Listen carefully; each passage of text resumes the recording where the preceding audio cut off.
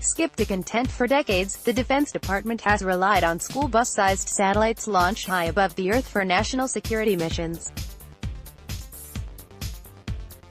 Those satellites can take years to build and launch. And as nations gain the ability to shoot down or disable them, and electronics become smaller and more powerful, that's ramped up interest in developing the ability to launch tiny satellites quickly and with relatively little notice. That's the centerpiece of the Defense Advanced Research Projects Agency's new launch challenge. In late 2019, several small satellite launch teams will be given a license from the Federal Aviation Administration to hoist payloads, with just 14 days' notice, to specific orbits from a location they will only learn a month ahead of time.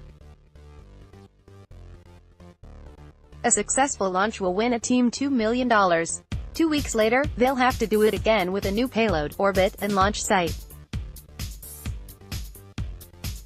After competitors are ranked based on factors such as accuracy, the winner will get an additional $10 million.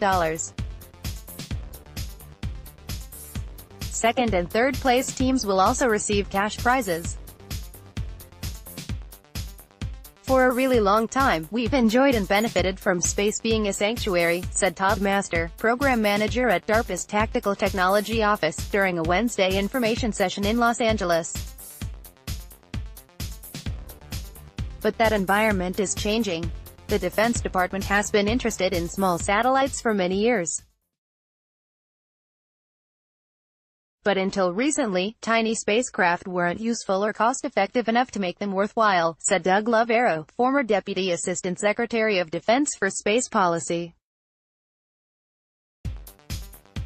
Technological improvements and commercial mass production of small satellites for broadband and communications constellations are piquing government interest once again, though. In 2007, the Chinese military shot down one of its own satellites in a ground-based ballistic missile test, and had previously illuminated at least one U.S. satellite with a laser on the ground. In the 1980s, the U.S. and Soviet Union conducted anti-satellite weapons tests, but stopped after they led to fields of space junk that threatened other satellites. Small satellite launch firm Vector launched a rocket from a proposed commercial spaceport in Georgia in August. Vector, with small satellites, the Defense Department could quickly replenish satellites that have been destroyed by adversaries or set up a constellation for targeted reconnaissance efforts, Lovero said.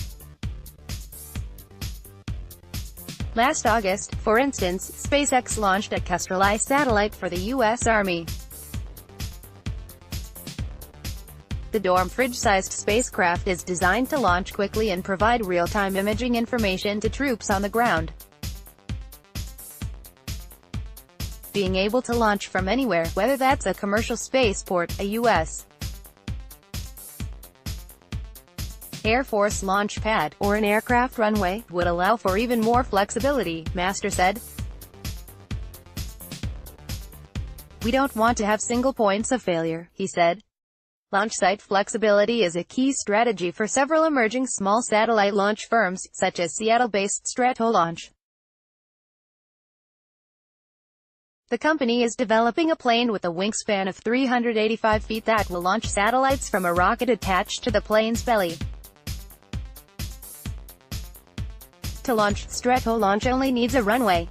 The company is aiming to conduct its first test flight in August, with commercial service beginning in 2020. That current timeline wouldn't fit with DARPA's launch challenge, but the company plans to continue preparations for the competition anyway, said Mark Bitterman, Director of Customer Engagement. Another company whose commercial plans seem to be aligned with those of the DARPA challenge is Tucson-based Vector, which last year test-launched from a country road in Georgia. Vector has a mobile launch platform and station to blast tiny satellites to orbit from just about anywhere. DARPA is seeing the same scenarios or requirements that a lot of us are seeing, the need for more responsive access, said John Garvey, president of Launch Services. They're going to be able to leverage the fact that there's already a lot of momentum building, though traditionally known for building engines that power larger launch vehicles such as the Space Shuttle. Manufacturer Aerojet Rocketdyne is also developing a family of engines geared toward the small satellite launch market. The company has already conducted hot-fire tests of its Bantam engines, which are manufactured with 3D printing technology, said Tom Martin, Senior Manager of Strategy and Business Development.